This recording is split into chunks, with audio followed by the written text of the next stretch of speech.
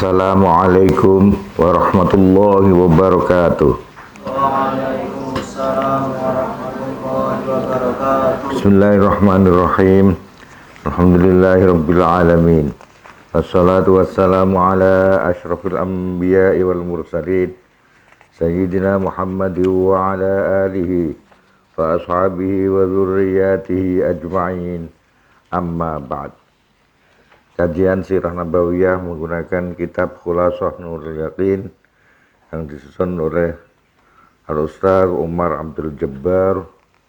Kita lanjutkan, sudah di halaman 18, As-sanatu tsalisatu minal hijrah, tahun ketiga dari hijrah. Ghazawatuha, peperangan-peperangan yang terjadi pada tahun ketiga hijrah. Qissatu Du'sur wa islamihi, kisah Du'sur dan Islamnya Du'sur.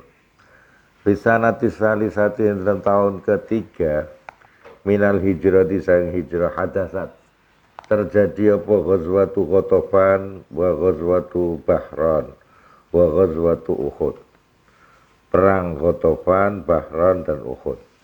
Wa ghazwatu Hamra'il Asad, walam yakun, hare ora terjadi apa harbun, peperangan tenan, sing liyane hanya persiapan tok, padha siap-siap tapi ora ketemu musuhe, do melarikan diri dan sebagainya. Illa fi Uhudin, kecuali dalam perang Uhud. Kalau perang Uhud terjadi betulan. Ghazwatu Ghatafan, sekarang perang Ghatafan. Kharaja, wis metu utawa miyos, metu lu nak basa Jawa aluse miyos. Sapa Rasul sallallahu alaihi wasallam ila ghazwati Ghatafan, maring perang Ghatafan, li muharabati A'rabin, kanggo merangi A'rab. Ini sari wonten sing maksud Arab di sini bedui-bedui, wong sing ora pendidikan, Banu Sa'labah, Banu Muharib, tahta ri'asati Du'sur, di bawah kepemimpinan Du'sur. Wong desa-desa sing adoh saka pendidikan. Lah kuwi mau Banu Muharib, Banu Sa'labah di bawah pimpinan Du'sur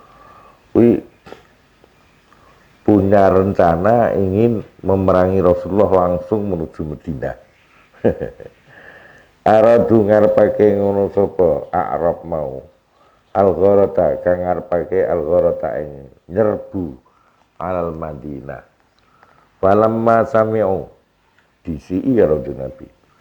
Falamma sami'u, maka semangsane padha krungu sapa A'rab bi khurujir Rasul, iklan metune Rasul sallallahu alaihi wasallam. Rasulullah langsung kirim pasukan, Herobu mongko padha melayu sapa Arab mau. Ila ru'usil jibali, maring pucuk-pucuke gunung, khaufan krana khawatir minal muslimin. Wa hadatsaran terjadi apa anna Rasul satna Rasul alaihi salatu wassalam, alaihi kumuka tetep ing atase Rasul sallallahu alaihi wasallam keselamatan, naza'a iku nyopot sapa Rasul kaubahu ing pakaiane Rasul, riyujafifa, supaya garingake sapa Rasul bu ing saubahu min matorin saking udan, balala kang wis nelesi apa mator hu ing saubahu, wartaha lan istirahat sapa Rasul tahta syajaratin, di bawah wit-witan. Wal muslimun, halite pasukane wong Islam kumutafarriqun, do perenca-perenca, merono. Faro'a mongko ningali hu ing Nabi sapa Arabiyun, wong Arabi, ismu ta jenenge Arabi mau Du'sur, iku Du'sur. Fa aqbala, Du'sur iki kesempatan iki Rasulullah dhewean ditinggal pasukane lagi santai. Ya soalnya napa ditinggal mau apa bar nyuci pakaian barang mau gitu. Fa aqbala, terus mereka ya ora ngira mosok suasana kaya ngene wani musuh maju. Tapi Du'sur ya rada pintu darane ngono. Fa akbara maka madhep sapa Duksur ilahi maring Rasul bisa bi lan gua pedange Duksur. Hatta waqafa sing ngadeg sapa Duksur ala raksira dhuwur sirahe Kanjeng Nabi. Wah, dhuwur sirahe Kanjeng Nabi karo ngomong ngeten. Kok lan ngucap selatu ngono sapa Duksur. Mayam nau kami ya Muhammad. Man utai sapa iku yamnau. Nglarang iso nyegah, iso mencegah sapa man ka ing sira minni saking ingsun ya Muhammad. Muhammad, jur karo go pedang. Saiki sapa sing iso menghalang-halangi aku saka mateni sliramu?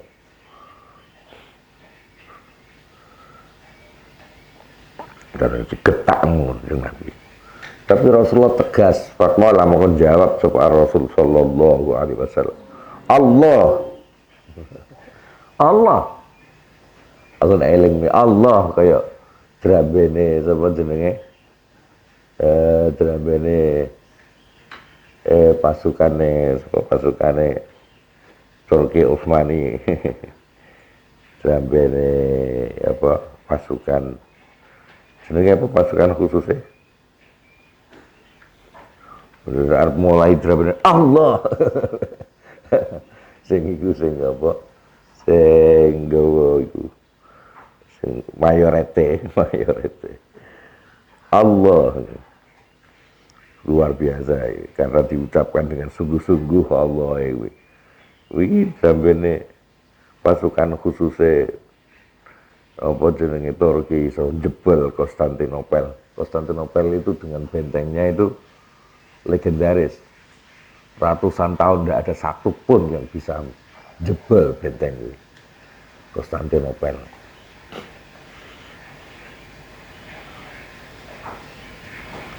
Jadi gampangannya saking kuatnya bentengnya, pasukannya ya militan hebat kabeh, senjatanya komplit. Gampangannya ora iso dijebol selama ini. Jannisari itu pasukan khususnya Turki. Jumlahnya wong anu ngedap-ngedapi 54.000. Ada era itu duwe pasukan khusus 54.000. Yo wis pancen yo ngedap-ngedapi tenan. Dengan drambenya khusus. Dimulai dengan Allah. Bisa getarkan kalbu. Jadi agar Jannisari arep lewat krungu sithik ngono wae. Ana dengunge ngono. Wah wis bergetar kabeh wong. Bergetar kabeh. Lah ikulah ning fikih sing disebut dengan tabulul harbi. Tabulul harbi musik tapi musik untuk perang itu sepakat fuqaha hukumnya halal, boleh bahkan sunnah. Boleh. Tabulul harbi.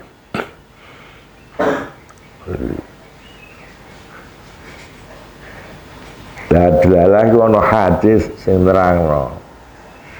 Hadis sing nerangno besok iku zaman Rasulullah iku Konstantinopel kan wis ngedap-ngedapi gampangane mau karena tidak pernah terkalahkan ratusan tahun. Pasukan semua model apa ora iso ngalahke. Tapi ujug-ujug Rasulullah ngendikan Konstantinopel bahkan loh ditalokkan oleh pasukan Islam. Itu kaget kabeh sahabat-sahabat Nabi ujug-ujug ngendikan ngono. Pasukan yang menguasai Konstantinopel yang mengalahkan itu adalah sebaik-baik pasukan dan pemimpinnya pasukan Islam itu ada sebaik-baiknya pemimpin. Ternyata itu adalah di eranya siapa? Sulaiman Al-Qanuni. Sultan Sulaiman Al-Qanuni. Sultan Sulaiman Al-Qanuni di era zaman Utsman ini. Turki Utsmani. Memang hebat beliau. Beliau pemimpin 40 tahun lebih jadi dia menguasai tenan. Menguasai pasukannya tenan. 54.000 pasukan Jannisari terbentuk. Pasukan kuwi wis didoktrin 1 lawan 17. Kok nek nglawan wong 17 ora kena mlayu.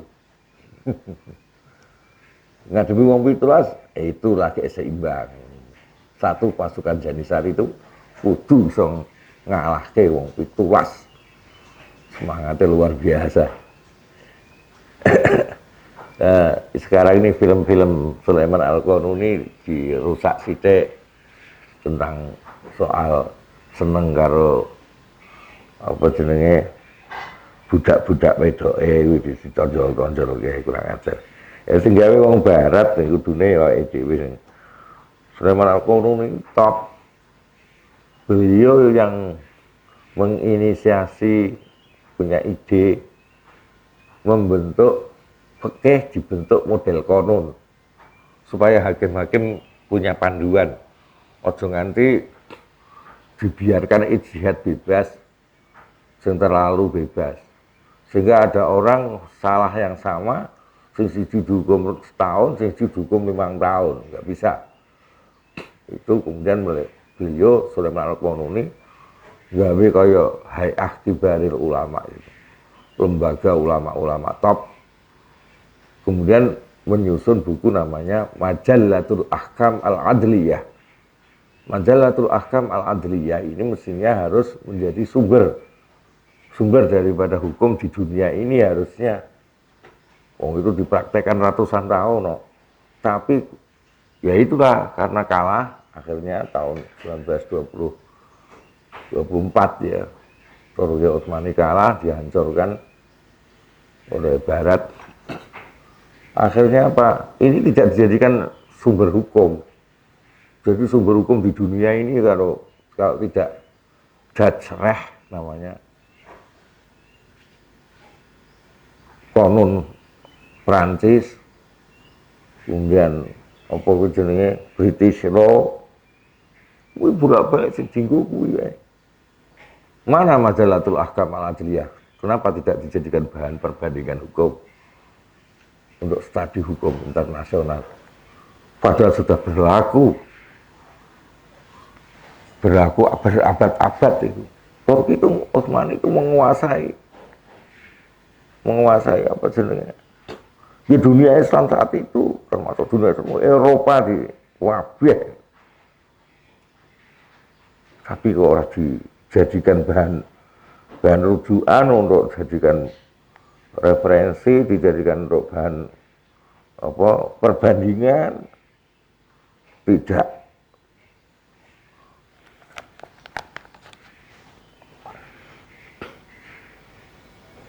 Ini hebat pada waktu itu. Jadi, aku dari ilang lafal Allah. Nah ketika Rasulullah ini diancam dosa seperti itu, tuh saya sopo sing arep belani awakmu Muhammad. Waduh aku pedang dhuwur sirah ini Nabi lagi sarean. Sebelum Nabi jawab tegas Allah. Kata-kata Allah itu menjadi wong sebenarnya. Mulai sering Al-Arifun itu ba'dane wiridan awalnya la ilaha illallah, la ilaha illallah, la ilaha illallah. Itu lanjutannya ya Allah, Allah, Allah, Allah. Mantap. Fa'asomba mongko ngenani ar-rajula ing laki-laki tadi itu dokter tadi. Apa haibatun rasa wedi wa khaufun lan khawatir. Rodok Allah. Fasakoto mongko gugur ucul apa asaifu pedangi miyadi saking tangane dokter. Pedang iki ngrewel. Tokoh ngrewelnya kalau pedang. Dijawab aku kata-kata Allah. Padahal awal makonur jipuk hu ing saif sapa Rasul sallallahu alaihi wasallam. Rasulullah jipuk pedange gentenan. Dokter diomongi genti. Wa qala ngendikan sapa Rasul, "Man yamna'uka minni ya dokter." Man utai sapa iku yamna'u. Iso nyegah sapa man ka ing sira minni sang ingsun ya dokter. Saiki sapa Jur? Sing iso nyegah awakmu. Jariku dokter, pedang sing tanganku saiki. Fakola Duksur dengan menjawab, ya pancen wong dekne ora percaya sapa-sapa. La ahad. Ya ndak ada satupun Muhammad. Karo ndrodok nangis. Tapi Rasulullah berjiwa besar, fa'afa, monggo nuli memaafkan anhu sanging duksur sapa Rasul sallallahu alaihi wasallam. Fa'at selama monggo mlebu Islam sapa duksur. Berda'alan ajak sapa duksur kaumahu ing kaum duksur lil islami kanggo mlebu Islam. Wa hawwa lan wis ngrubah sapa Allah Gusti Allah. Ngrubah kalbahu ing atine duksur min adawatir rasul saking memusuhi Rasul sallallahu alaihi wasallam. Wa jam'in nasi lan ngumpulake menungso li harbi kanggo memerangi Rasul. Berubah ila mahabbatihi maring mencintai Rasul. Wa jam'in nas lan ngumpulake menungso lahu kanggo Rasul. Dari memusuhi gawe grup kanggo memusuhi Rasul sekarang malah gawe grup kanggo mencintai Rasul. Bismillahirrahmanirrahim.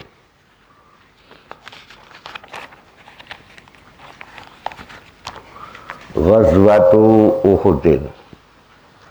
Perang Uhud. Ini yang terjadi betul ini perang Uhud. Perang Uhud itu gembira di awalnya, tapi kesedihan yang sangat di akhirnya.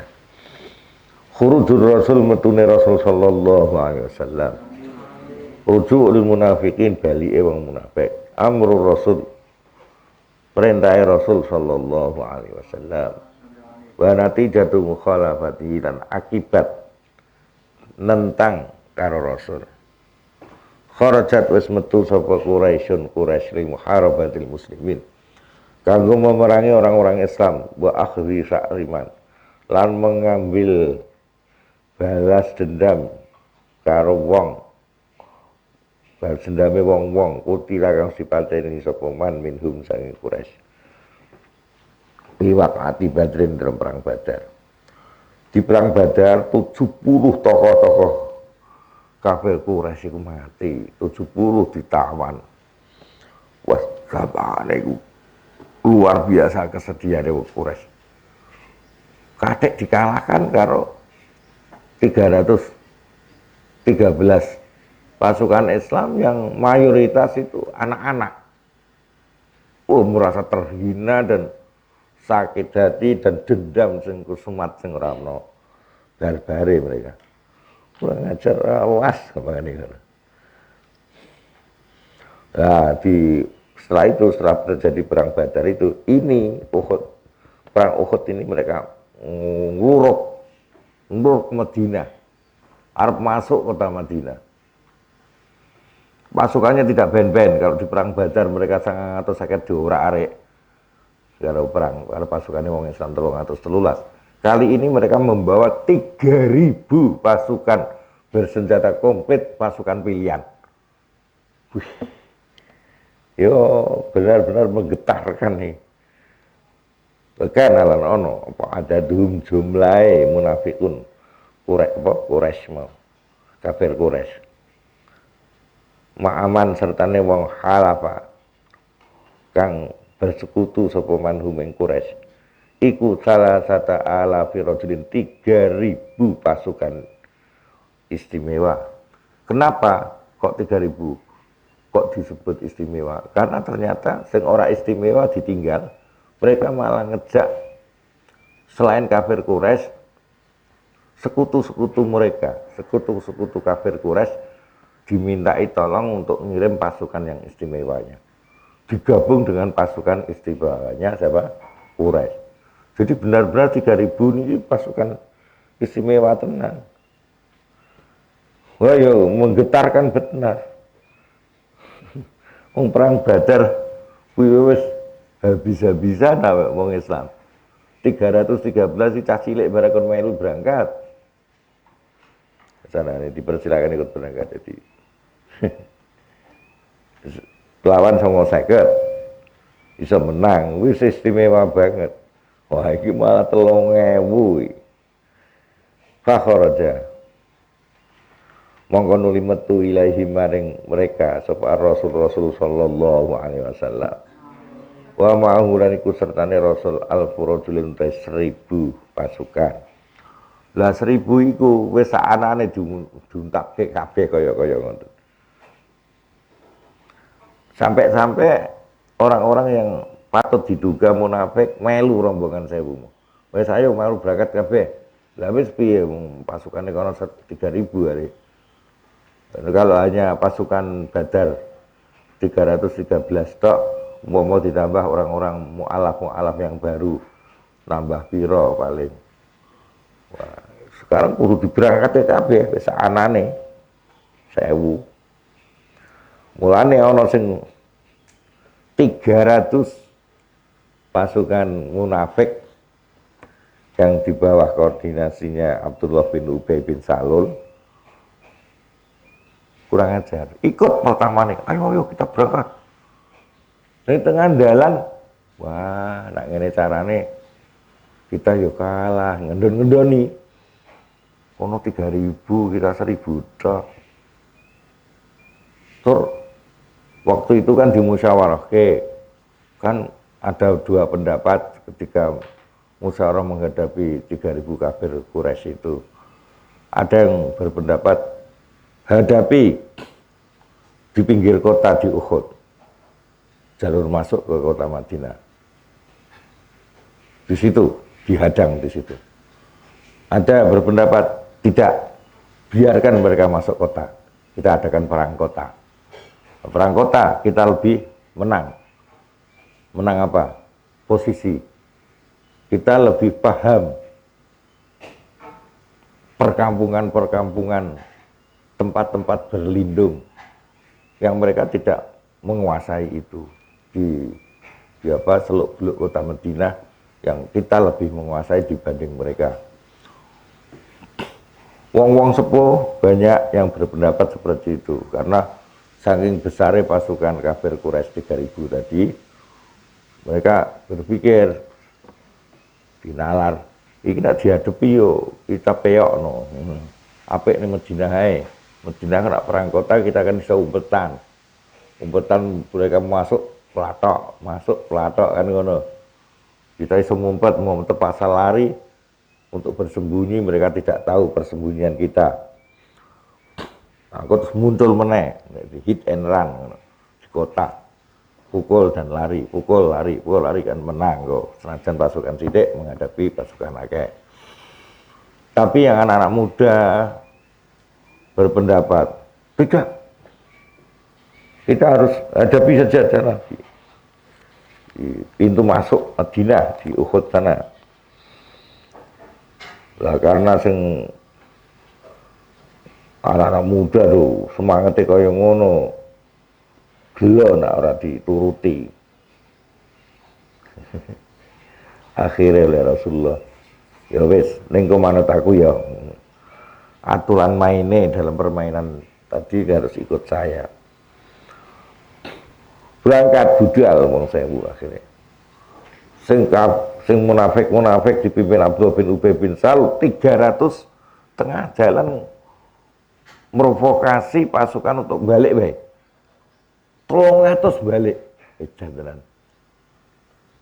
Wong 1000 wae 1000 iki 1000 asal-asalan gampangane. Tidak seluruhnya pilihan. Harus menghadapi 3000 pasukan pilihan. Wis ketar-ketir, sing 300 malah kurang ajur.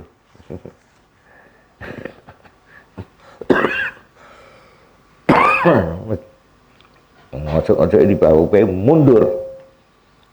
Waraja alan bali anhu sange Rasul fitorike ing dalane sapa Abdullah bin Ubay bin Salul. Isalasi mi'atin kelawan 300 min ashabi saking kanca-kancane Ubay al munafikin kang padha munafik.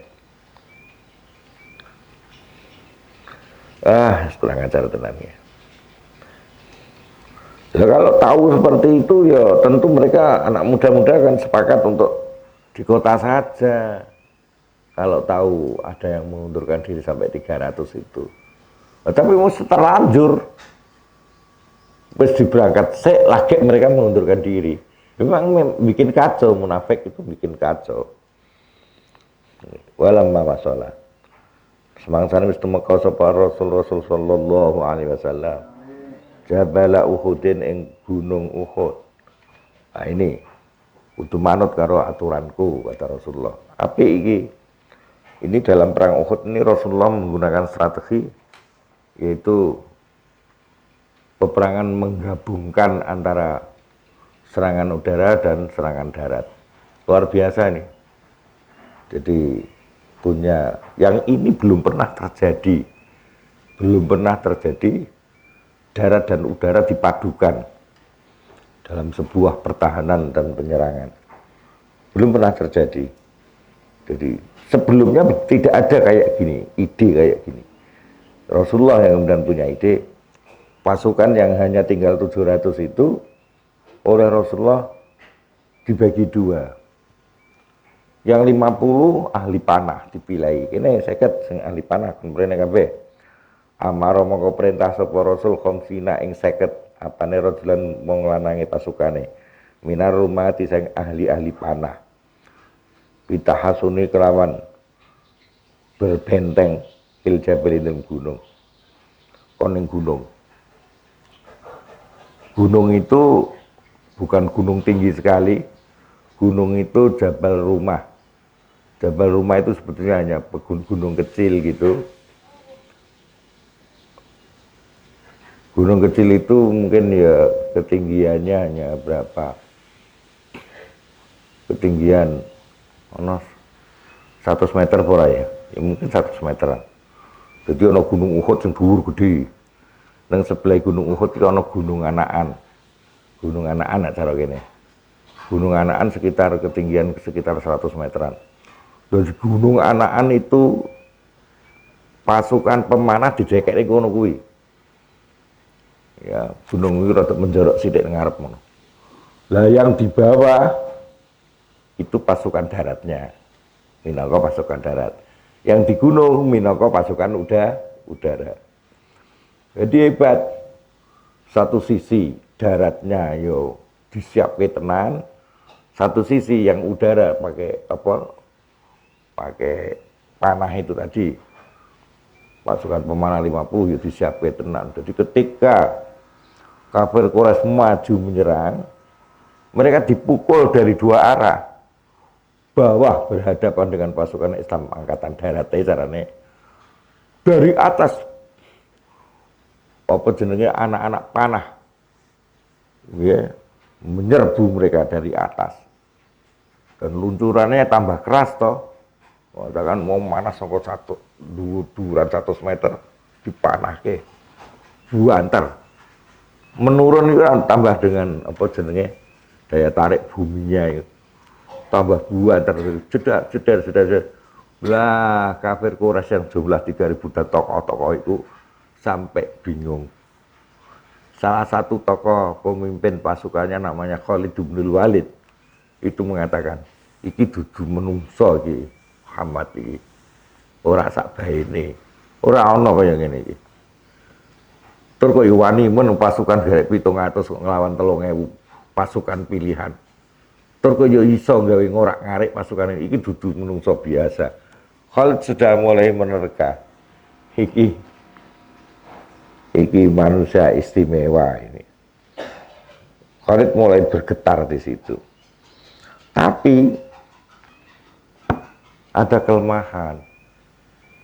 Ketika wis ketok menang ngono mau, padahal pasukan yang di Jabal Rumah tadi, gunung rumah yang katakan 100 meter ketinggiannya, itu wis diwanti-wanti, dipeseni karena Rasulullah, apapun yang terjadi, menang atau kalah, kau tetap di atas gunung. Jangan turun. Loh, ketika gebrakan pertama, termasuk kemenangan gilang gemilang toh, ketika pasukan kafir Quraisy itu maju, diserang dari atas dan diserang dari bawah, banyak yang mati. Wah, ngisor kan intuk-intukan, pasukan sing darat kan intuk-intukan. Ada namanya salep kan, jadi barang sing itu dimiliki oleh pasukan yang membunuh. Wes entuk jarahan pirang-pirang. Lah sing dhuwur lho wong penyebab kemenangannya saya hari. Lah iki lho drengki kuwi lho penyakit sing marake rusak wong Islam. Drengki. Nggih. Jadi yang atas tuh sebagian drengki. Loh penyebabnya aku kemenangan ini untuk gebrakan pertama ya. Lah kok malah jarahane dintekno karo sing isor tok. Aku kemana nopo jatuh ngene iki. Turun mayoritas. Sing sebagian wis ngelekke, ya jedut-jedut. Masih eling nak tadi kan diwanti-wanti Rasulullah. Menang atau kalah, kita tidak boleh turun. Engko ya ana kebijakan Rasulullah sendiri nak soal bagian-bagian kuwi. Tapi wong ora serontok. Urung-urung wis gampangane mungkin di hati kecilnya ada sedikit nuding. Wah Rasulullah ora adil lah di model ngene iki. Nah ini mulai penyakitnya itu. Ora percaya karo pimpinane. Ya. Ya niki wa qala lahum lan ngendikan sapa Rasul lahum maring wong 50 pemanah mau. Minangka angkatan udarane. La tatruku aja ninggal sapa sira kabeh al jabala ing gunung. Sawaun intasorna. Iku padha intasorna utawi yen to menang sapa kita amkusirna utawa kalah sapa kita. Kita dipecah kalah atau kita menang, jangan tinggalkan gunung. Summa bada'an uli bermula terjadi apa memulai apal kita peperangan bainal fariqaini antara dua kelompok. Fan hazama maka kepelayu karena diserang dari dua arah, bawah dan atas. Sopal musyrikun wong musyrik, dan itu tidak pernah terjadi dalam peperangan-peperangan sebelumnya. Waka dalam meh hampir saja apa nasru kemenangan iku yakunu ana apa nasru lil muslimin. Laula annal mutahassinin lamun ora ana utawi wong sing padha bertahan ning ngene dhuwur gunung rumah mau iku khalafu padha nulayani taum sapa mutahassinin nulayani amra rasul ing perintah Rasul sallallahu alaihi wasallam wa tarakulan padha ninggalake sapa mutahassinin al jabal ing gunung wastaghalu lan padha sibuk sapa al mutahassin mau bin nahbi kan mau ngeroyok barang rampasan perang ngeroyok wasal bilan rampasan perang Nabi kelan ngeroyok ghanimah asal bilan salep. Hina marau semangsane padha ningali ngono sapa al mutahassinin intisar al muslimin. Menurut beberapa kitab itu yang medun 50 kuwi wong 30 pira ngono. Dadi yang tersisa garek 14 tok. Akeh sing ora taat. Lah insting perangnya Khalid bin Walid itu manusia. Nak cara saiki istilahnya saimi dewa. Lebih dalam sejarah hidupnya Khalid bin Walid baik sebelum Islam maupun setelah masuk Islam tidak pernah kalah perang. Itu orang tahu. Perang itu menang terus. Khalid bin Walid tidak pernah kalah perang. Nah, pernah sekali ini mau di gebrakan pertama perang Uhud, mulai sampai dia telek-telek. Bagaimana pasukan 3.000 pasukan pilihan kok dikalahkan oleh pasukan yang hanya 700 dan tidak pilihan, sebagian tok sing pilihan. Katakan separuh tok sing pilihan, separuhnya seorang seadanya. Lah kaya ngono kuwi iki. Kalau dia ngantek, kok akhirnya lucu gitu. Dia malah masuk Islam terusan. Walam maroa, mau semangsane ningali sapa Khalid bin Walid, tapi masih karena dia udah panglima ya. Melihat, ini kok garek wong sithik. Sing nggawa apa jenenge sing nggawa iku apa jenenge? Panah. Kok garek sithik do medun, do rebut. Wah, peluang ini. Khalid bin Walid itu terus kemudian pasukannya itu mundur sampai jarak sekitar berapa meter yang sekiranya mata tidak bisa melihat, sekitar mata tidak mampu melihat, terus mubeng ngilong, terus metu saka mburine Jabal Rumah mau. Betul metu saka mburinan. Tinggal 14 orang yang taat setia di Jabal Rumah kaget menghadapi pasukan berkuda dengan dipimpin Khalid bin Walid sendiri. Kaget. Lu piye gare 14 tok dikeroyok ini. 14 ora iso apa-apa, dibantai mati semua, syahid semua. 14 orang itu oleh pasukannya Khalid bin Walid. Yang tersisa 14 mati kan. Mateni wong. Jadi Khalid itu mau ngantek orang iso menduga. Mereka tidak mengira dari pasukan Khalid mundur. Terus dia ngejak pasukan khusus nganggo kuda sing sekira tidak bisa terlihat dari Jabal Rumah, ngilong dari belakang mereka keluar masuk. Ini dintai wong garek 14 mau dintai ludes des. Lah setelah itu pasukan udara kosong blong, malah justru posisi udara Jabal Rumah sudah dikuasai pasukan Khalid. Pasukan kafir Quraisy yang daratnya maju, pasukan Khalid gebok saka dhuwur. Ya malah kejepit wong Islame. Korbannya pirang-pirang perang Uhud itu sakit tenan wong Islam. Ya, mau gara-gara ketidaktaatan orang 50 itu. Ya kalau 50 masih butuh di atas, ya Khalid tidak akan punya ide begitu. Masih melihat kok yang dhuwur ora terpengaruh. Bisa komplit misalnya. Mereka berpikir ya percuma, dikilung pun percuma, nanti dipanai karo wong 50 yo korbane kakean. Bareng garek 14 ukuran we. Wah, terus Khalid punya ide mau. Hamala kala maru age. Wong semasa ini ngali sapa Khalid itu Walid al-Jabal gununge Khalian ingkang kosong. Minar rumati saking pemanah hamala moko nyerang sapa Khalid alal muslimin min khalfi ini dari belakang. Lho wis ora konangan karena memang taktiknya Khalid ngono. Dengan pasukan kuda ngilung. Dari jarak jauh ngilunge. Sekitar mata tidak bisa melihat.